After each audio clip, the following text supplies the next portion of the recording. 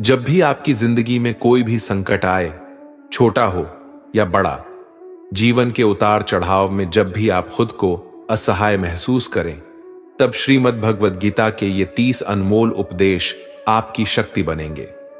इन दिव्य शिक्षाओं को गहराई से समझना और जीवन में अपनाना आपकी सफलता और शांति के लिए बेहद जरूरी है।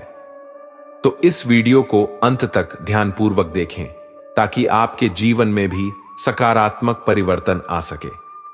गीता का पहला उपदेश है कि जो इंसान अपने कर्मों को समय पर खत्म नहीं करता, समय की कद्र नहीं करता, उसकी जिंदगी का सारा समय व्यर्थ ही समाप्त हो जाता है, क्योंकि समय ही आपका जीवन है। अगर आप अपने समय को व्यर्थ में नष्ट करते रहेंगे और उसे गवाह देंगे तो आपको जीवन में कुछ भी हासिल नहीं होगा। अगर कुछ जिंदगी में पाना चाहते हैं तो समय की कदर अवश्य करना सीखो। जो भी व्यक्ति गीता के इन 30 उपदेशों को रोज सुनेगा, समझेगा, तो जिंदगी की कितनी भी मुश्किल से मुश्किल घड़ी क्यों ना आ जाए, उसे ऐसे मुश्किल वक्त में भी रास्ता अवश्य मिलेगा। गीता का दूसरा उपदेश है कि मृत्यु से डरना व्यर्थ है। हर व्यक्ति के मन में मृत्यु का भय होता है। इस संसार का जब से निर्माण हुआ है तब से जन्म मृत्यु का चक्र चला आ रहा है। ये प्रकृति का नियम है। इस सत्य को स्वीकार करके भयमुक्त होकर आज में जीना चाहिए। किसी को भी आने वाले पल के बारे में कुछ नहीं पता होता, लेकिन इस संशय में भयभीत रहने से जीवन नहीं दिया जा सकता। गीता का तीसरा उपदेश है कि बुरा इंसान कभी अपनी बुराई नहीं छोड़ेगा। चाहे आप उसके साथ कितना भी अच्छा चलो, वो आपको तकलीफें अवश्य ही देगा। इसलिए जो जैसा है आप उसके साथ वैसा ही व्यवहार करें। बुरे इंसान के साथ आप कितना भी अच्छा बन जाओ, वो कभी अच्छा नहीं बनने वाला। दुर्योधन जंगल में पांडवों को मारने के लिए गया था, लेकिन वहां पर भी लोगों ने दुर्योधन को पकड़ लिया। उसका मित्र कर्ण भी उसे छोड़कर भाग गया। वो भील दुर्योधन को मार देना चाहते थे, लेकिन युधिष्ठिर अपने भाई की रक्षा करने के लिए वहां पहुंच गया और उसके जीवन की रक्षा की। लेकिन उसके बाद क्या हुआ? वो हमेशा पांडवों को नुकसान ही करता रहा। इसलिए अगर कोई इंसान बुरा है, उसके साथ आप ज्यादा अच्छा बनने की कोशिश ना करो। जो जैसा है उसके साथ वैसा ही व्यवहार करो। गीता का चौथा उपदेश यह है कि आप जैसा अन्न खाओगे वैसा ही आपका मन और आपकी बुद्धि होगी। अब वैसा ही कर्म करोगे और वैसा ही आचरण करोगे। सात्विक अन्न खाओगे तो आपका मन भी सात्विक होगा। सात्विक व्यवहार भी करोगे, सोच भी आपकी अच्छी होगी। श्री कृष्ण ने भागवत गीता में सात्विक, राजसी और तामसी इन तीनों आहारों का विस्तार से वर्णन किया है कि क्या खाना चाहिए, क्या नहीं खाना चाहिए। पर इसका निचोड़ यही है कि जो मनुष्य सात्विकता से भोजन करता है उसे जीवन में सुख और शांति अवश्य मिलते हैं। गीता का पांचवा उपदेश है कि वो इंसान जिंदगी में सफल माना जाएगा जो अंदर से हमेशा खुश रहता है। बाहर से तो सभी खुश दिखाई देते हैं, लेकिन अंदर से इंसान अशांति से भरा रहता है। बहुत पैसा कमा लिया, कामयाबी हासिल कर ली, लेकिन वो कामयाबी असली नहीं। असली कामयाबी तब मानी जाएगी जब आपका मन खुश रहता हो। गीता का छठा उपदेश है कि जो किसी और का है उस पर कभी अधिकार अपना नहीं जमाना चाहिए, कभी कब्जा नहीं करना चाहिए। जब शकुनी ने षड्यंत्र करके पांडवों को हस्तिनापुर से अलग करवा दिया, एक राज्य दे दिया जहां की भूमि भी बंजर थी, जहां और कुछ नहीं हो सकता था, लेकिन पांडवों ने उस शहर को इतना सुंदर बना दिया, इतना वैभवशाली बना दिया कि हस्तिनापुर भी उसके आगे फीका लगने लगा। और उसके वैभव को और सुख को देखकर दुर्योधन अंदर ही अंदर जलता था, और इसीलिए उसने कई षड्यंत्र करके उनका वो खांडव प्रस्थ भी उनसे छीन लिया। जो चीज उनकी नहीं थी उस पर भी कब्जा किया। तो उसका आखिर में परिणाम यही हुआ कि जो चीज उनके पास थी वो भी उसके पास नहीं रही, उसे गंवाना पड़ गया। इसलिए जो आपका नहीं है कभी उस पर अधिकार नहीं जमाना चाहिए। गीता का 7वां उपदेश है कि चाहे कितना भी बुरा वक्त आ जाए, लेकिन जो इंसान जिंदगी में कभी हिम्मत नहीं हारता वो सब कुछ हासिल कर सकता है। जब पांडव लोग जुए में सब कुछ हार गए, उनको 12 साल के लिए वनवास मिला और 1 साल के लिए अज्ञातवास। वो भिक्षा मांग के अपनी जिंदगी को पालते थे, भयानक जानवरों के बीच जंगलों में भटकते रहते थे, लेकिन इतना मुश्किल वक्त झेलने के बाद भी आखिर में विजय उन्हीं की हुई, क्योंकि उन्होंने अपने अंदर कभी हिम्मत नहीं खोई। ऐसे ही आपकी जिंदगी में कितना ही मुश्किल वक्त क्यों ना आ जाए, लेकिन आपके अंदर अगर हिम्मत है तो जीत आपकी अवश्य होगी। गीता का 8वां उपदेश है कि जीवन में वैसे तो लड़ाई झगड़े से बचना चाहिए, लेकिन जब बात आपके चरित्र, सम्मान और अधिकार की हो तो लड़ना भी चाहिए। अर्जुन भी महाभारत का युद्ध करना नहीं चाहते थे, क्योंकि सामने उसके अपने खड़े थे, लेकिन श्री कृष्ण ने उन्हें उपदेश दिया कि यहां पर बात लड़ाई की नहीं है, तेरे सम्मान की है, तेरे चरित्र की है, तेरे अधिकार की है। जो द्रौपदी के साथ कौरवों ने भरी सभा में अपमान किया, उसे नग्न करने की कोशिश की, इतना बड़ा अधर्म किया, वो तुम्हें कभी नहीं सहना चाहिए। इसलिए बात जब आपके चरित्र पर आ जाए, आपके सम्मान पे आ जाए, तो चाहे वो अपना ही क्यों ना हो, आपको उसके साथ अवश्य ही लड़ना चाहिए। गीता का 9वां उपदेश है कि किसी पर भी आंखें बंद करके भरोसा नहीं करना चाहिए। जैसे महाभारत की कथा में दुर्योधन ने कितनी बार षड्यंत्र करके पांडवों को मारने की कोशिश की, आग में जलाने की कोशिश की, पर वो धर्म पर चलने वाले लोग बार बार उसकी बातों में आ गए। ये बात और है कि ईश्वर उनकी रक्षा कर रहे थे, पर जिसे वो अपना भाई समझ रहे थे, जिससे वो अपना सगा समझ रहे थे, जिस पे वो भरोसा कर रहे थे, वही उनकी मृत्यु करवाना चाहता था। इसलिए भरोसा करते समय अपनी आंखें जरूर खुली रखनी चाहिए। गीता का 10वां उपदेश है, जिसके साथ सत्य और ईश्वर की शक्ति है।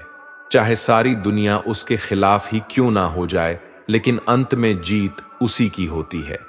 श्रीमद् भगवद गीता में कुल 700 श्लोक है और 18 अध्याय हैं। गीता का आखिरी श्लोक है, यत्रह योगेश्वरः कृष्णो यत्र पार्थो धनुर्धरः तत्र सिरिरः विजयोर भूति विधवाणी फिर मतिर्ममः। धृतराष्ट्र बार बार संजय से पूछता था कि बताओ, युद्ध में कौन जीत रहा है, कौन हार रहा है, क्योंकि उसे विश्वास था कि भीष्म पितामह मेरे पक्ष में है, गुरु द्रोणाचार्य मेरे पक्ष में है, और यहां तक कि कर्ण भी मेरे पक्ष में है, तो भला हमें कौन हरा सकता है। लेकिन संजय ने धृतराष्ट्र को कहा कि जहां ईश्वर है वहीं पर सकते हैं, और हमेशा वही जीत होती है। चाहे आपके पास कितनी भी शक्ति क्यों ना हो, लेकिन सत्य और ईश्वर जिसके लिए खड़े हो जाए, उसे दुनिया में कोई भी नहीं हरा सकता। गीता का 11वां उपदेश है कि जिसे आप सबसे ज्यादा महत्व दोगे, वो आपको कभी महत्व नहीं देंगे। आपने कभी गौर किया है कि आपका अपमान कौन लोग करते हैं कि आप जिसे सबसे ज्यादा, हद से ज्यादा महत्व देते हैं। दूसरों की इज्जत करना अच्छी बात है, पर दूसरों की अगर बहुत ज्यादा इज्जत करेंगे, उनकी नजर में आपकी इज्जत खत्म हो जाती है। इसलिए किसी को भी कभी भी अपना सब कुछ नहीं बनाना चाहिए कि तुम ही मेरे सब कुछ हो। जैसे ही आप किसी को अपना सब कुछ बना लेते हैं, तो आप उसके लिए कुछ भी नहीं रह जाते। इसलिए लोगों को इज्जत उतना ही देना चाहिए जितना वो हजम कर सके। हद से ज्यादा इज्जत देना आपकी ही बेइज्जती करवा सकता है। गीता का 12वां उपदेश है कि कभी भी किसी भी चीज की अति नहीं करनी चाहिए। कोई भी चीज हद से ज्यादा नहीं करना चाहिए। किसी से प्रेम भी हद से ज्यादा मत करना। किसी से नफरत भी हद से ज्यादा नहीं करना। हद से ज्यादा मीठा भी खराब हो जाता है, हद से ज्यादा कड़वा भी खराब हो जाता है। हद से ज्यादा आराम भी आपको बीमार कर सकता है। हद से ज्यादा खाना भी आपको बीमार कर देगा। हद से ज्यादा भूखा रहना भी आपको नुकसान ही पहुंचाएगा और हद से ज्यादा जागना भी आपको बहुत ज्यादा नुकसान पहुंचाएगा। इसलिए जीवन को संतुलन के साथ जीना चाहिए। जैसे ही आप संतुलन को खो देते हैं, वैसे ही आपके जीवन में कोई ना कोई छोटी या बड़ी दुर्घटना हो जाती है। गीता का 13वां उपदेश है कि हर काम को समझदारी से करना ही योग होता है। योगा कर्मसु कौशलम। कई लोग काम तो करते हैं लेकिन उन्हें हासिल कुछ नहीं होता।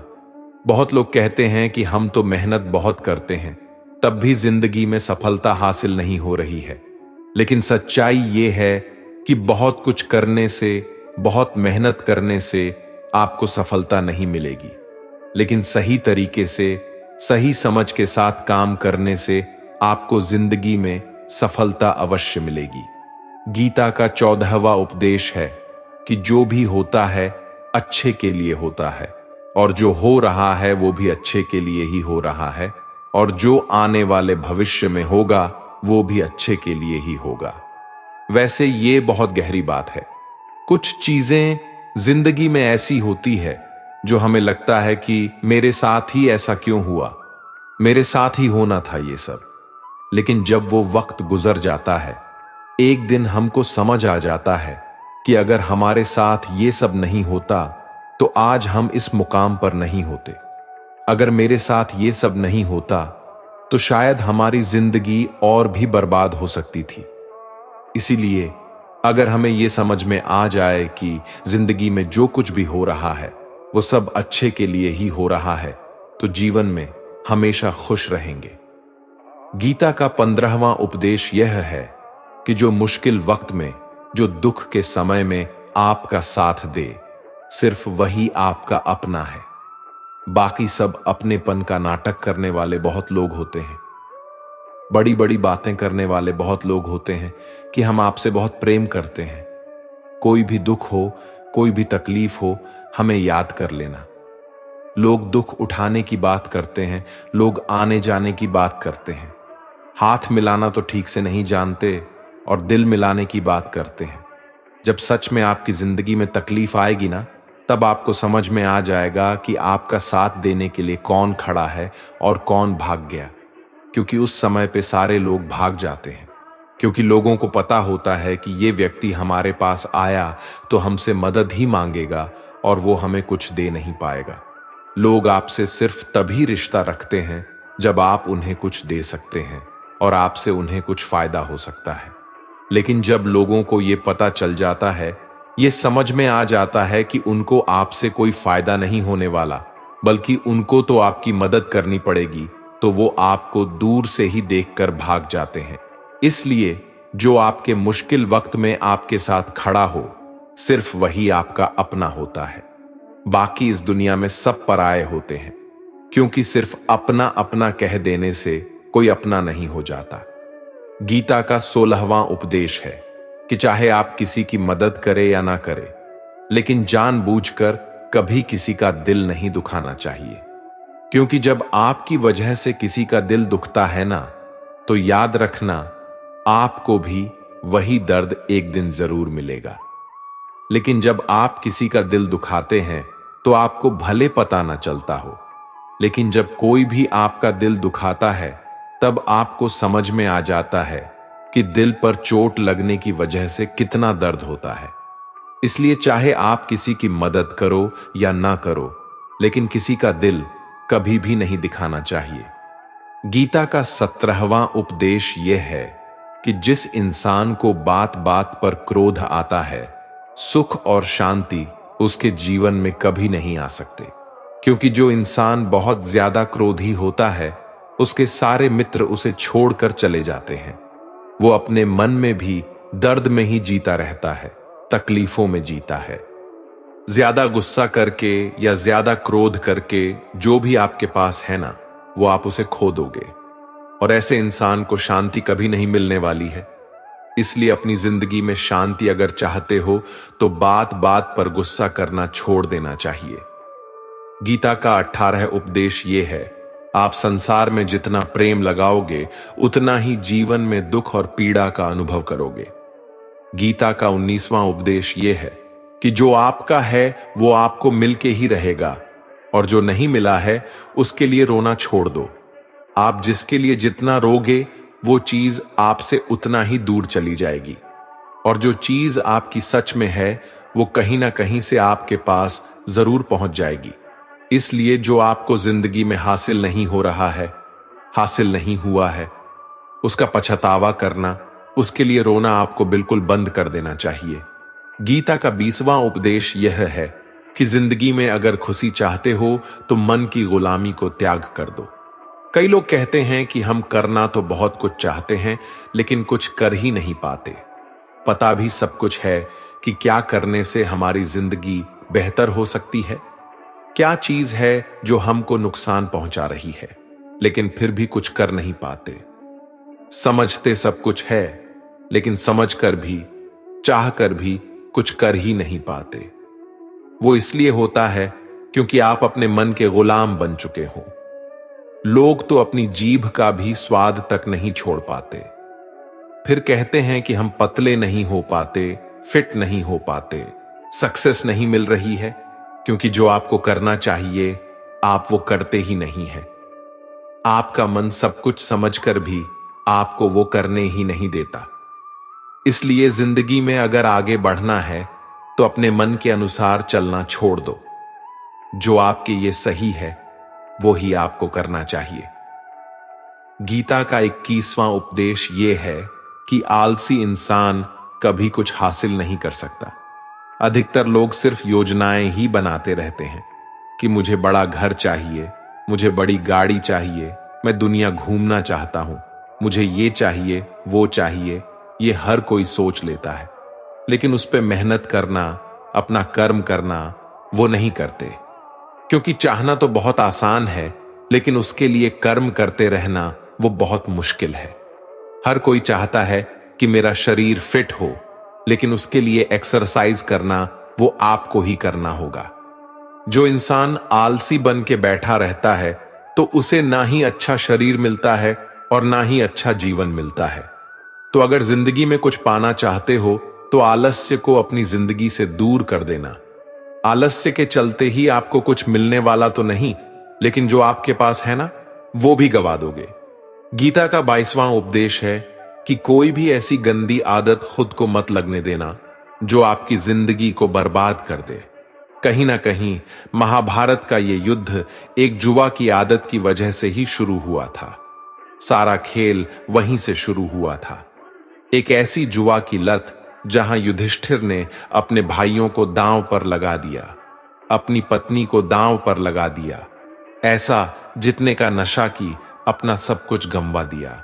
ऐसे ही हम भी अपनी जिंदगी में जब कोई ऐसी गंदी आदत लगा देते हैं, चाहे वो कोई भी हो, चाहे वो नशे की हो, मोबाइल की हो, किसी इंसान की हो, कोई गलत काम करने की हो, कोई भी गलत आदत जो आपको बर्बाद कर सकती है, अगर आप उसको नहीं छोड़ेंगे तो आपका सब कुछ खत्म हो जाएगा। इससे पहले कि आपकी आदत आपको खत्म कर दे, आप अपनी गलत आदतों को खत्म कर दीजिए। गीता का 23वां उपदेश है, जो इंसान अपनी रक्षा खुद नहीं कर सकता उसकी रक्षा भगवान भी नहीं कर सकते। श्री कृष्ण अर्जुन से कहते हैं कि तस्मात् सर्वेषु कालेषु मामनुस्मर युद्ध च, यानी कि हे अर्जुन, तू हर काल में मेरा स्मरण करते रहना और युद्ध भी करते रहना। तो अर्जुन ने श्री कृष्ण से पूछा कि ये युद्ध तो कुछ ही दिनों में समाप्त हो जाएगा, लेकिन आप कह रहे हैं कि तू हमेशा मेरा स्मरण करते रहना और युद्ध करते रहना। हमेशा युद्ध करने का क्या मतलब है? तो श्री कृष्ण ने अर्जुन से कहा कि ये जिंदगी ही रणभूमि है, इस जीवन में सुख दुख आते ही रहेंगे और तुझे उनका डट के मुकाबला करना है। श्री कृष्ण ने यह नहीं कहा कि तू चुप करके बैठ जाना और मैं लड़ाई करूंगा। बहुत गहराई है गीता के ज्ञान में। हमारे जीवन की डोर भी संभाल के ईश्वर बैठे हुए हैं, लेकिन युद्ध हमें ही करना है। ईश्वर को याद करना है कि हे ईश्वर, मुझे शक्ति देना, मुझे समझ देना, मुझे बुद्धि देना, ताकि मैं अपनी जिंदगी की सारी लड़ाइयां जीत सकूं। मैं जिंदगी में सही मार्ग पर चल सकूं। लेकिन आपको अपनी लड़ाई खुद ही लड़नी पड़ती है। जो लोग ये कहते हैं कि हम कुछ नहीं करेंगे, सभी ईश्वर करेंगे, तो कहते हैं कि आलसी इंसान को देखकर तो भगवान भी घबरा जाता है, ये कुछ नहीं करेगा। भगवान ने बुद्धि दी है, समझ दी है। ईश्वर आपको प्रेरणा देते हैं, शक्ति देते हैं, लेकिन आपको अपनी रक्षा स्वयं ही करनी पड़ेगी। गीता का 24वां उपदेश है कि जिंदगी में धोखा अपने ही देते हैं, क्योंकि उनको आपकी कमजोरियों का पता होता है। बाहर वाला आपको धोखा नहीं दे सकता, क्योंकि उसको आपके बारे में पता ही नहीं है कि आपको चोट कहां पहुंचानी है। लेकिन जो आपका अपना है, आपका खास है, उसे बहुत गहराइयों से पता होता है कि इसकी कमजोरी क्या है। ऐसा क्या करें जिससे इसको दर्द पहुंचाया जा सके, जिससे इसको हम नीचा दिखा सकते हैं, इसको चोट पहुंचा सकते हैं। ये कलयुग है, इसमें बाहर वालों से नहीं, जो हमारे अपने हैं ना, उनसे ही सावधान रहना होता है। महाभारत का युद्ध 2 अलग अलग राज्यों में नहीं हुआ था, बल्कि एक ही परिवार के भाइयों में हुआ था। सभी आपस में एक ही वंश के लोग थे। कितनी बार दुर्योधन ने जहर देकर भीम को मारना चाहा। न जाने कितनी बार दुर्योधन ने पांडवों को जान से मारने की कोशिश की। वो उसका कोई पराया नहीं था, बल्कि उसका भाई था। सारी लड़ाइयां घर के अंदर ही होती हैं, बाहर कौन लड़ेगा? हमसे घर में ही सारे झगड़े होते हैं। तो आपको चोट सिर्फ वही लोग पहुंचा सकते हैं जो आपके अपने हैं। आपको धोखा सिर्फ वही लोग दे सकते हैं जो आपके अपने हैं। गीता का 25वां उपदेश यह है कि आप वो मत करो जो सभी करते हैं, बल्कि वो करो जो आपके लिए सही है। स्वधर्मम निधनम श्रेय, भारत धर्मो भयावह। श्री कृष्ण ने अर्जुन से कहा कि एक जो तेरा कर्तव्य है, जो तेरे लिए सही है, जो तुझे करना चाहिए वो कर तू। कभी भी वो काम मत कर जो दुनिया कर रही है। क्योंकि अर्जुन श्री कृष्ण से कहने लगा कि ऐसे भयंकर युद्ध में पढ़ने से अच्छा है कि मैं सन्यासी बन जाऊं। तो श्री कृष्ण ने अर्जुन से कहा कि सन्यासी बनना तेरा कर्म नहीं है, तेरा धर्म नहीं है, क्षत्रिय है तू। कर्म और तेरा धर्म यही है कि तू अधर्म का नाश कर, धर्म की रक्षा कर। ऐसे ही हर इंसान का एक अलग कर्तव्य होता है, एक अलग ही मार्ग होता है। तो कभी भी उस मार्ग पर मत जाना जहां सारी भीड़ जा रही हो। कभी भी वो काम मत करो जो दुनिया करती है, कि आजकल का ये ट्रेंड हो गया है, ये फैशन हो गया है। सब करते हैं इसलिए हम भी कर रहे हैं। सारी भीड़ यही काम कर रही है, इसलिए हम भी कर रहे हैं। अगर आप वो करोगे जो भीड़ कर रही है, तो आप भी उसी भीड़ में कहीं खो जाओगे। लेकिन वही अगर आप वो करोगे जो आपके लिए सही है, जो आपकी प्रतिभा है, तो दुनिया की सारी भीड़ में भी आप सबसे अलग नजर आओगे। गीता का 26वां उपदेश है कि किसी से भी हद से ज्यादा मोह कभी नहीं करना चाहिए। जिससे भी आप सबसे ज्यादा मोह लगाओगे, देखना वो आपको अवश्य रुलाएगा। मोह की वजह से ही आप किसी के पीछे मरते रहते हैं। मोह की वजह से ही आपको कई बार अपमान भी सहना पड़ता है, और कई लोगों को मोह की वजह से ही अपना अपमान दिखता भी नहीं है कि सामने वाला मेरी इज्जत तक नहीं कर रहा और मैं इसके पीछे मरा जा रहा हूं। वो आपकी आंखों पे ऐसी पट्टी लगा देता है कि आपको सच और झूठ दिखाई ही नहीं देता। आपको किसी इंसान का चेहरा दिखाई नहीं देता। आप जो देखते हैं, जो सुनते हैं, उसी पर यकीन करने लगते हैं। फिर चाहे आपको कितना ही दर्द मिल रहा हो, अगर आप किसी इंसान को ठीक से समझना चाहते हैं, उसकी सच्चाइयों को जानना चाहते हैं, तो उसके लिए बहुत जरूरी है कि आप उसके मोह से जल्द बाहर आ जाएं। आपका मोह आपको दुख देता है। जिस दिन मोह खत्म, उस दिन आपको किसी भी रिश्ते से कोई दुख नहीं मिल सकता, क्योंकि आपको फिर कोई फर्क ही नहीं पड़ेगा। गीता का 27वां उपदेश है कि जो आपके साथ अधर्म करे, पाप करे, गलत करे, उसे दंड जरूर देना चाहिए। अगर आप उसे सहते हैं तो वो आपके साथ और गलत करता रहेगा। अगर आप उसे सहते हैं तो उसके पाप में आप भी भागीदार हो जाएंगे। अर्जुन श्री कृष्ण से कहने लगे कि जिनसे मैं युद्ध करने जा रहा हूं, ये सब मेरे भाई हैं, मेरे गुरुजन हैं। मैं इनके सामने कैसे हथियार उठाऊं, इनको कैसे मारूं? तो भगवान श्री कृष्ण ने अर्जुन से कहा कि जिन्हें तुम अपना मानते हो वो सभी अधर्मी हैं, वो पाप के पक्ष में खड़े हैं, और अगर तुम इनका वध नहीं करोगे, युद्ध नहीं करोगे, तो समाज में और भी पाप बढ़ जाएंगे। क्योंकि जब कोई ऐसे पापियों को नहीं रोकता है तो ये और भी ज्यादा पाप करते हैं। ऐसे ही जब आपके साथ कोई गलत करता है, आपको चोट पहुंचाता है, दुख पहुंचाता है, और वही आप चुपचाप रहते हो, तो उससे सामने वाले का मनोबल बढ़ जाता है।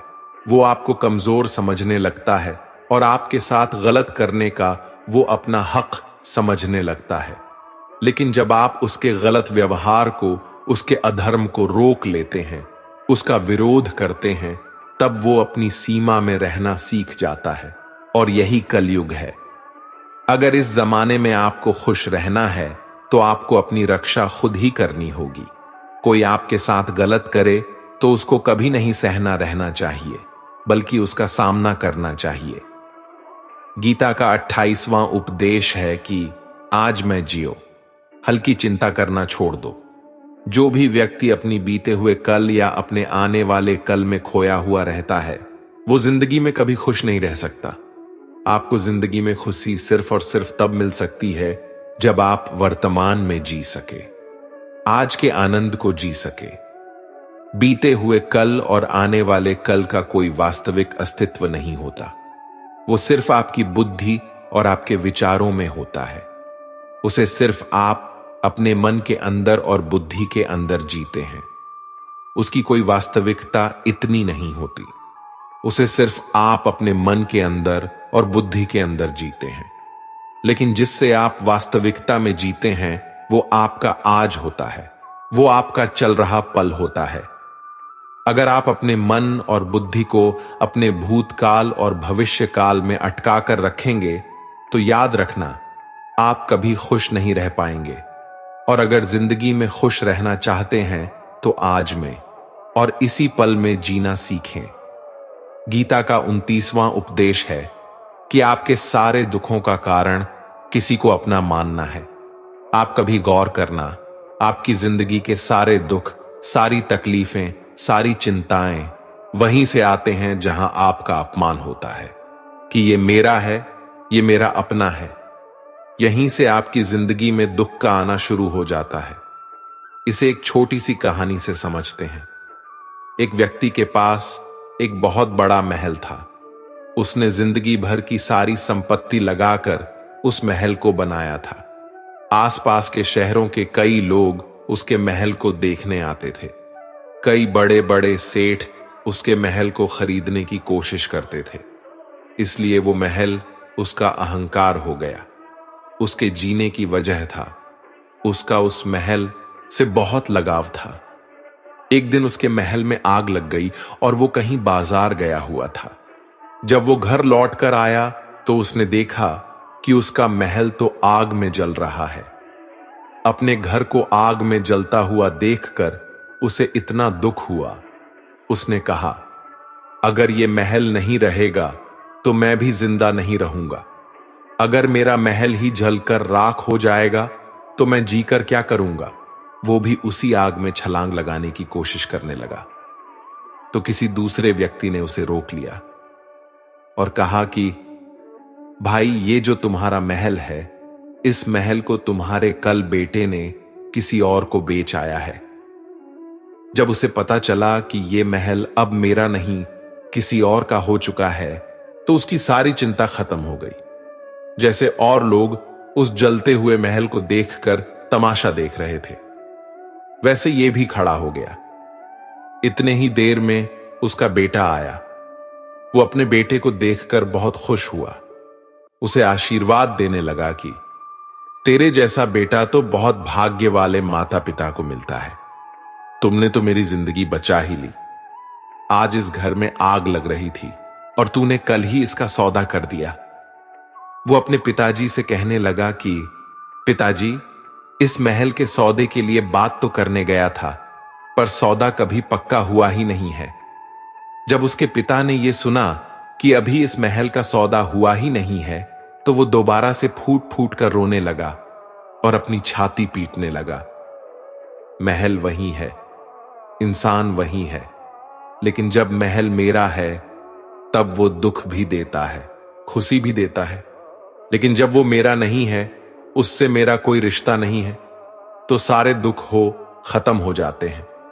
ऐसे ही जिंदगी में जब किसी जगह किसी इंसान को, किसी रिश्ते को, किसी काम को हम अपना मान लेते हैं, मेरा मान लेते हैं, वो वहीं से सारे दुखों की शुरुआत होती है, वहीं से हर तकलीफ की शुरुआत होती है। तो श्रीमद् भगवद गीता का ये 29वां उपदेश यही कहता है कि आप जैसे ही किसी को अपनी जिंदगी जीने की वजह मान लेते हो, इसके बिना तो मैं जी ही नहीं सकता, तो फिर वो चीज, वो इंसान, वो काम आपको बहुत दुख देता है। दोस्तों, इससे पहले कि हम अपने उपदेश पर जाएं, आपसे विनती है कि अगर आप इस वीडियो से कुछ भी सीख रहे हैं तो इस वीडियो को एक लाइक कर दीजिए और इस चैनल को सब्सक्राइब कर लीजिए। तो फिर चलिए आगे बढ़ते हैं। गीता का 30वां उपदेश है अश्वमेव भुक्तव्यम कृतम कर्म शुभाशुभम। इसका मतलब है कि आपने कोई भी कर्म किया हो, उसका फल आपको जरूर भोगना पड़ेगा। अगर आपने अच्छे कर्म किए हैं तो वो जाने अनजाने में किसी मुश्किल वक्त पे आपको वो अच्छे कर्म उस मुश्किल वक्त से बचा ही लेंगे। अगर आपने गलत कर्म किए हैं, पाप किया है, तो उसकी सजा भी आपको जरूर मिलेगी। तो इंसान कितना ही छुपकर कर्म करे, चाहे वो कितना ही चालाकी से कर्म करे, लेकिन कहते हैं ना, उस परमात्मा के, ईश्वर के चारों तरफ कैमरे लगे हुए हैं।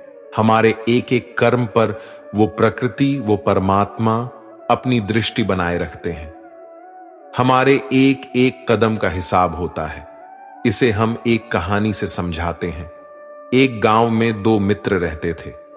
उन दोनों ने विचार किया, इस गांव में हम धन नहीं कमा पा रहे हैं।